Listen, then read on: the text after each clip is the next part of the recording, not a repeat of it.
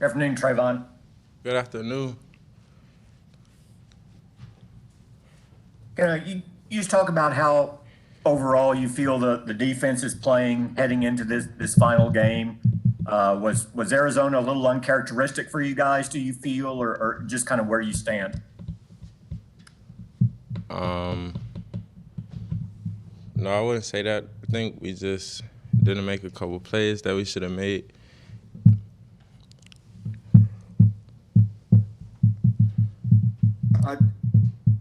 The loss of Micah, can you just talk about what that would mean for you guys this week? That means that whoever was behind Micah or whoever's the next person got to step up.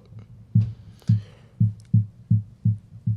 y'all taking any extra precautions now? I mean, are y'all doing that already? And does that just heighten the seriousness of what's going on with the COVID-19 situation for you? Yeah, I feel like it's just all about staying safe and just, just doing everything that you can do to prevent yourself from getting it and just everyone being on the same page and just cooperating. When did you guys learn about Micah likely not playing on Saturday? We was just informed that he had COVID. Yeah, and I was going to ask you about this before, but I'll ask you. It's still his versatility. How much does that mean to the defense that he can do all those different roles that he can fill? What does that mean to your guys' defense?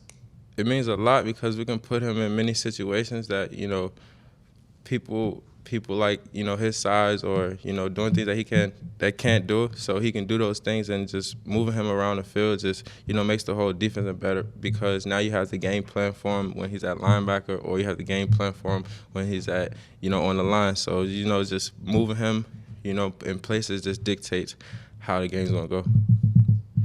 Do you guys view it this way, where if you're going to have COVID, there's no good time for it, but I'm trying to figure out a way to ask this without it being just an odd question, but better now, I suppose, than next week. For it's good to kind of get it out of the way so it doesn't interfere with your playoff availability. Yeah, I guess you could say that. It's just one of those things. Just it happened right now, and this is a better time than it would happen next week or whenever the playoffs come around. So it just worked out that way. Trevon, Michael was talking to us yesterday about how Dan Quinn kind of gives y'all the freedom to potentially, or I guess to play aggressive. Obviously, you never want to give up a big play, but do coaches talk to you about that we want you to go for these things even though we know there's a risk because there's such potential reward? I feel like the coaches, allow us to play our game, and I feel like, if you doing something that's hurting the team, then you're not going to be out there. But if you're doing something that's not hurting the team, then you're okay. So as long as you're doing your job, then everything's fine.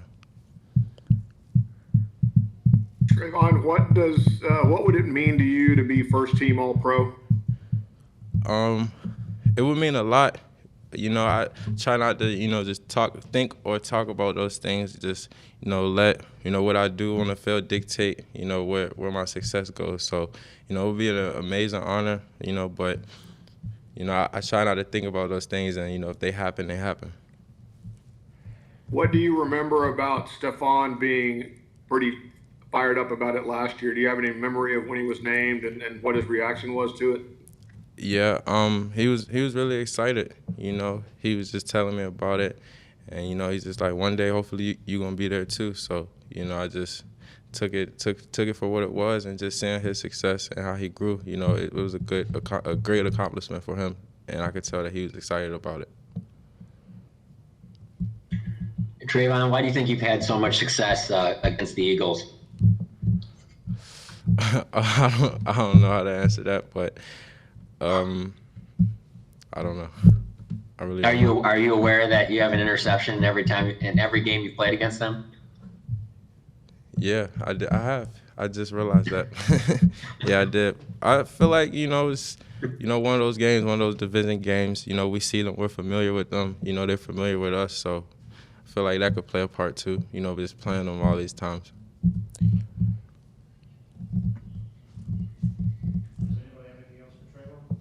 Trayvon, I know you've talked to us a lot about talking with Steph every day, but can you talk a little bit more about the role your family has played in helping you navigate your pro journey so far?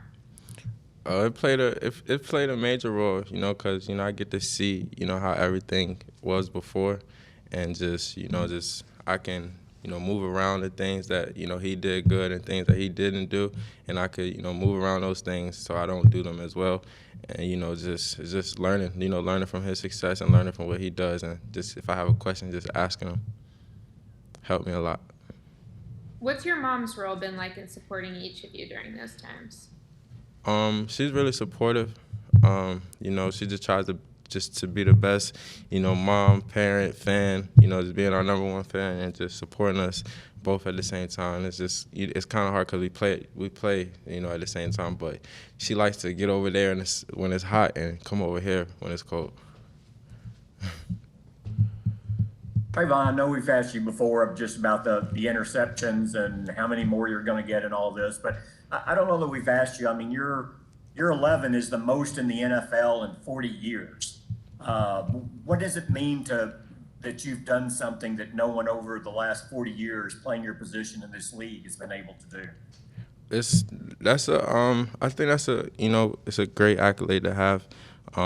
You know, I just try to learn from everyone, just learn as much as I possibly can, and just going out there and just, you know, giving it my all. And, you know, I just want to create as much play as I can just to help my team win, and just do everything I can just to, you know, help win. And, you know, if this what it takes, then, you know, I'm going to do it every time.